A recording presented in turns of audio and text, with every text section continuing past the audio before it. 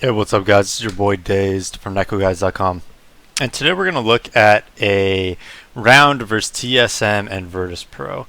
And the reason I'm going to show you guys this is because we're going to talk about risks throughout this analysis in this video, and when you want to take risks, why you want to take risks, and whatnot. So we're going to see TSM set up in a pretty default round, and we're going to see that this round is hugely important.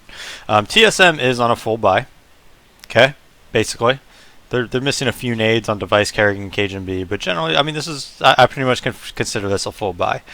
Virtus.pro, on the other hand, they're missing quite a few nades. One has a FAMAS, one has a CZ, so they're missing a considerable amount of resources.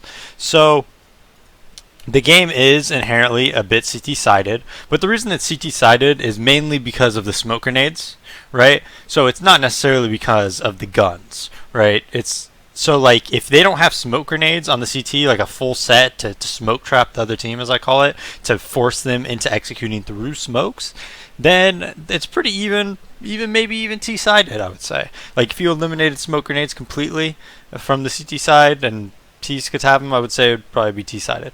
So anyways, with this buy, in my opinion, the T's had the advantage.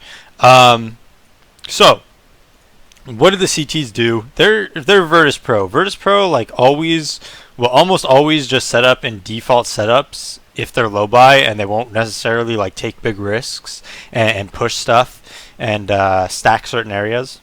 Which I like to do. I like to take those risks if I feel I need to.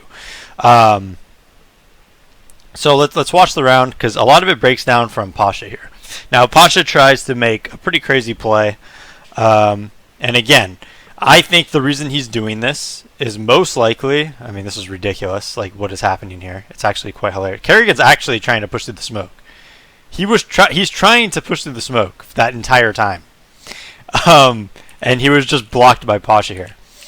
So anyways, Pasha feels at that point most likely that he wants to make a play, and he's going to take a risk based off himself, okay, and take the risk as an individual to make a play for his team, because he knows if they hit B, they have no counter smokes, they have Neo with an M4, Snacks with a CZ, most likely they're going to end up in 3v3 at best, right, unless Neo could do something crazy.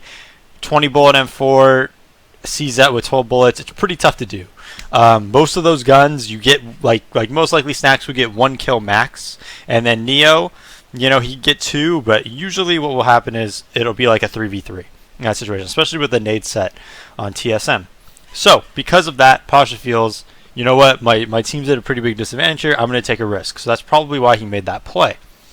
The rest of this round breaks down pretty, you know, whatever. Taz is in pit, gets destroyed by this guy. They see Bialy pop up his head, and he's pinched. And it's 4v2, and the round's effectively over. But the main reason I'm commentating this round is not because of the stellar action.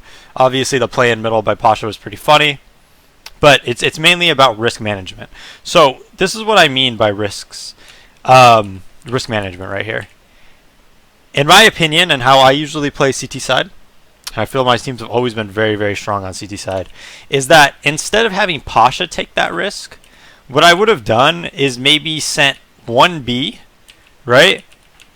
And just had 1 player play B while 2 play Arch and 2 play A. And then that way you're taking a risks that if they go B, okay, you're in a retake setup. If Neo could do some magic, maybe jump on these spindles, get like 1 or 2, you could still win the round. If not, you could just save, you know, and you're taking a risk that they hit A. But if they hit A, you're probably going to win the round because you have 4 people there, right? So instead of taking a risk like Pasha trying to make an individual play, what I like to do is take a risk on making a read of where the other team's going to hit and playing it that way, you know, and saying, okay, if they hit B, yeah, we probably have like a 20% chance of winning the round. Let's be real, 15, 20%, something like that. But if they hit A, we probably have like a 75, 80% chance of winning the round, you know? Because we're going to have 4 people there. And if you have 4 people there and they all have 5.7s, you could still win the round like 50-50, you know? Let alone 2 M4s, a FAMAS, and a CZ. So anyways, that's like my main point in this video is how to take risks. that's the risk I would have taken. Or there's other risks you could do as well. Other risks that you could do are like this. You could set up in a default here, and then Pasha had a smoke and Bialy had a smoke. So maybe around 110, if they don't rush anything, Pasha could throw down his smoke and he could rotate to B, and then they could flash push B. And what would happen is, if they're B out by the car and they push B with like 2 people or whatever, if they get the better end of the trades, great. You're taking a risk that you're doing that. If they don't, then obviously you're going to have problems. But it's a risk, right? You're going to have 3 towards B. You're going to flash push mid-round and try to win the round there. And then, even if they don't see anything, right, they're probably not going to hit middle because Pasha just threw a smoke. Bialy had a smoke and a Molotov, right? So Bialy re-smokes. And then, even though you have 3B at that time, for those 30 seconds, they're most likely not going to hit A because they have the smokes down, right? Say they go through the smoke or whatever, Bialy still has the Molotov. They're most likely, you know, if they hit A, it's whatever. He could fall back, he could go to pit, you know, he could throw his Molotov and delay them a while. But we're going under the assumption that it's a risk, of course. But generally speaking, when you have this smoke middle, people don't go through it. We saw TSM actually did try to, so the risk wouldn't have worked. Because they would have went through the smoke. But that's what I'm talking about, a risk. So basically, the point I'm making in this video is that I have a difference in philosophy towards Virtus.pro when it comes to taking those risks. If you watch Virtus.pro, whenever they low buy, they generally just play their spots. Where when I low buy and I feel I'm at a disadvantage, would rather stack something, would rather take a risk as a team and just make reads, basically. You know, each team has an individual style. There's no saying if my style is better than theirs or their style is better than mine. It's just a difference in philosophies, in risk management.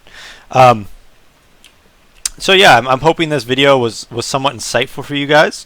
I think it's something that I haven't talked about on YouTube or my website nearly enough, and I don't think it's something that has been that's really talked about on cast and things like that. To give a little background about why I prefer to take risks in that way is because I remember at Gfinity LAN we lost to this team, London Conspiracy, on Inferno. And I think the main reason we lost to him is because we kept force buying and we kept just playing our spots. And that's fine if you're playing against lesser skilled teams. Like, we could do that against lower tier NA teams and stuff like that. But even in the mid tier and the higher, and especially the higher tier, you know, NA teams and European teams, it's not going to work because it's simply very, very difficult to hold B with no smokes and a FAMAS. It's like you buy half armor, a FAMAS, and like a flash. It's so difficult to hold on a 5v2 take. You have no counter smoke. They have smokes. They have Molotovs, and they come in. You're at a huge disadvantage. So instead of letting that happen, I like to take risks.